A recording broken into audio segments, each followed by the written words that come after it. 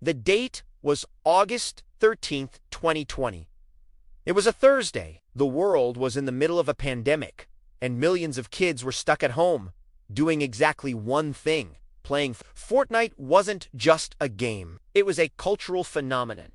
A metaverse before the word became a marketing buzzword. And on that quiet Thursday morning, Epic Games, the creator of Fortnite, dropped a nuclear bomb on the tech industry. They released an update to the game on iPhone and Android that introduced a new payment option. It said, very simply, pay Epic Direct and save 20%. If you bought V-Bucks through Apple's App Store, it cost $10. If you bought them directly from Epic, it cost $8.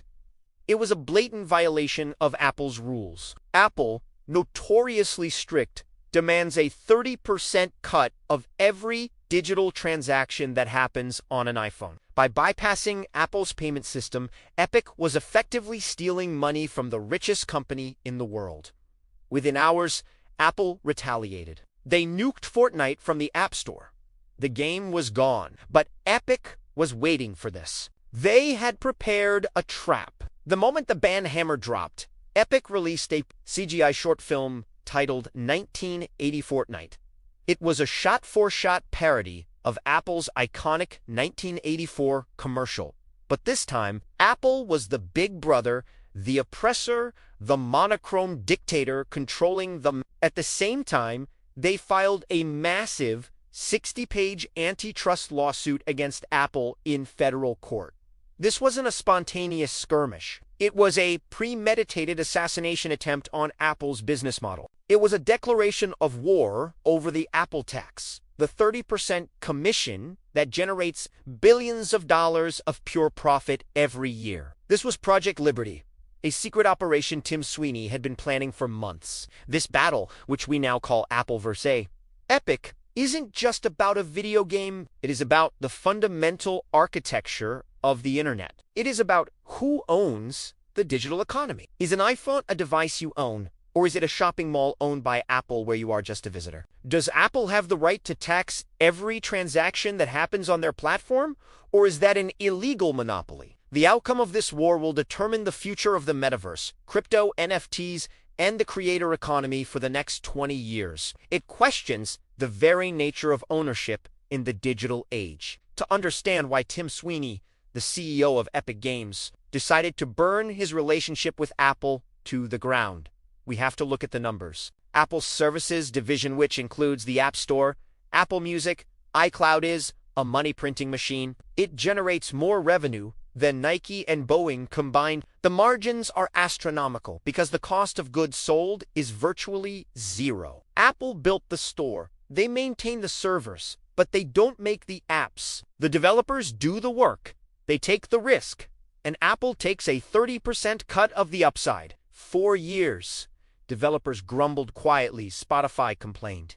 Netflix complained. Basecamp complained. But nobody dared to sue Apple because getting kicked off the App Store is a death sentence for a digital business. If you aren't on the iPhone, you don't exist. Tim Sweeney is different. He isn't a typical Silicon Valley CEO. He is a coder, a billionaire, who spends his money on forest conservation, not yachts. He still writes code for the Unreal Engine. He sees the 30% tax not just as expensive, but as morally wrong. He calls it a walled garden. Apple argues that the 30% pays for security, privacy, and the review process that keeps malware off your phone. They say they curated a safe experience for users. Sweeney argues that on a PC or Mac, you can install whatever you want from wherever you want, and the transaction fee is usually around 3% for credit card processing. The gap between 3% and 30% is pure monopoly profit. He argued that Apple was using its monopoly in hardware, the iPhone, to enforce a monopoly in software distribution, the App Store. The trial itself was a spectacle. We got to see inside the secret emails of Apple executives. We saw Steve Jobs, in old emails, admitting they wanted to lock customers into our ecosystem to make switching to Android harder. We saw Phil Schiller trying to justify why the tax hasn't gone down in a decade, even as the cost of hosting apps plunged. We saw Tim Cook, the CEO of Apple, sitting on the witness stand, normally calm and composed, being grilled by a judge about why he doesn't allow competition. It was rare.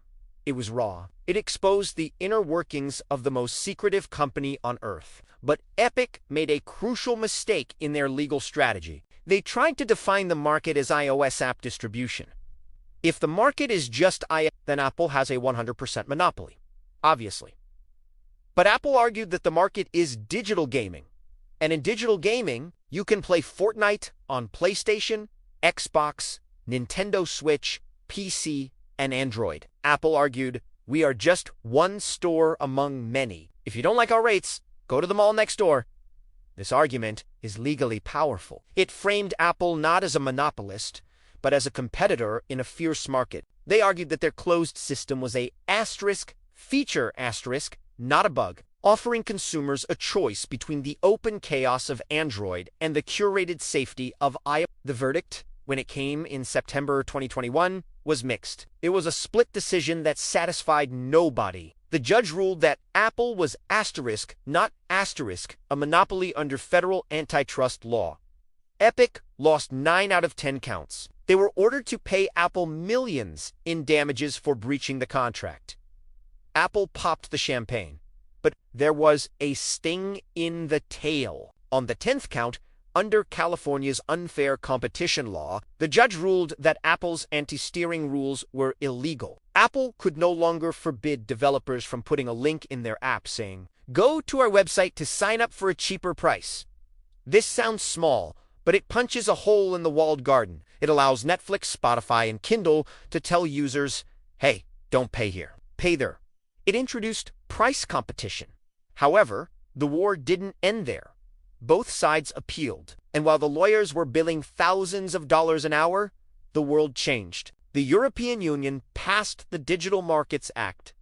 This law is aggressive. It forces gatekeepers like Apple to allow sideloading, installing apps from outside the App Store and alternative payment systems. Apple fought this tooth and nail, citing security risks. They released white papers saying sideloading would turn the iPhone into a malware-infested hellscape like Android.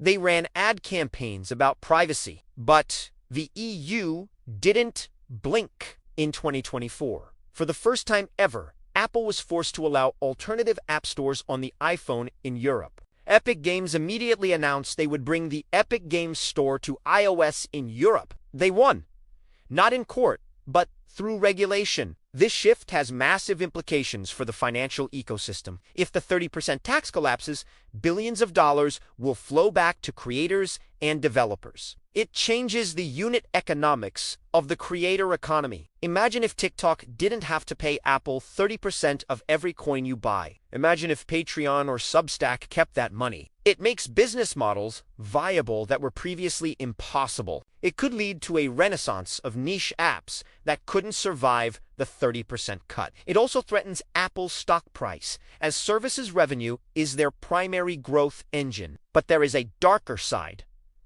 If Apple loses control, who wins? Is it the consumer, or is it just other giants like Epic, Facebook, and Microsoft? The walled garden is expensive, but it is safe. My grandmother can use an iPhone without downloading a virus that steals her banking info. Can she do that on an open platform? Probably not. The friction of the App Store provides a layer of trust. By dismantling it, we are trading safety for freedom. And historically, the average consumer prefers safety. Most people don't want to sideload apps. They just want their phone to work. There is a risk that the iPhone experience degrades, becoming fragmented and confusing. The irony is that Apple's strict control, which created the best user experience in history, became its own noose. By refusing to give an inch, by refusing to lower the 30% cut as the market matured, they invited regulators into their house. If they had dropped the fee to 15% 5 years ago, Epic might never have sued. Greed blinded them to the political risk. They underestimated the resentment building up in the developer community.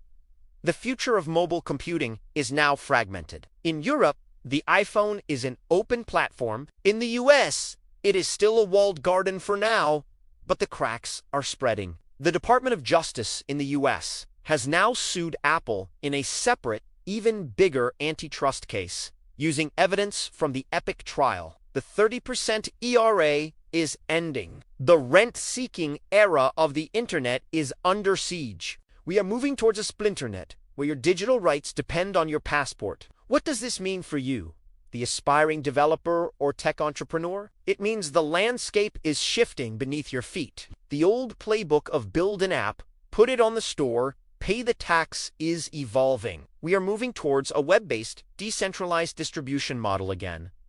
Progressive web apps, PWAs, are getting better. Direct distribution is becoming viable. The dream of the open web is fighting back against the app silos. But to navigate this new world, you need more than just coding skills. You need to understand the business logic of platforms. You need to understand how APIs work, not just technically, but economically. You need to understand security, because if Apple isn't protecting your users, you are responsible for the integrity of your own distribution channel. The engineers who thrive in this next decade will be the ones who understand the full stack, not just the database and the front end, but the legal, economic, and security stack. They will be the architects who can build systems that are resilient to platform bans. They will build the next generation of decentralized stores. If you are tired of being a pawn in the game of giants, if you want to understand the deep mechanics of how these systems are built and secured, I have created a resource for you. It's called the Hacker's Blueprint. It's a 3-in-1 bundle designed to give you leverage. It includes the Python Masterclass, so you can build your own independent tools and automation, freeing yourself from manual drudgery. It includes the Ethical Hacking Manual, so you can understand the security implications of an open ecosystem and how to protect your own apps from the threats Apple warned about, and the Cybersecurity Protocol to understand the network layers that these platforms try to control, giving you the knowledge to bypass restrictions and build truly resilient software. The war between Apple and Epic proved one thing: code is law, but law is also code. You need to understand both. Don't let Apple or Epic decide your future. Build your own. Click the link in the description. Get the bundle and start building your immunity to the platform tax. This is the most pivotal moment in the history of the app economy. The walls are coming down. Are you ready to build on the open field, or will you hide in the ruins of the garden? The choice is yours.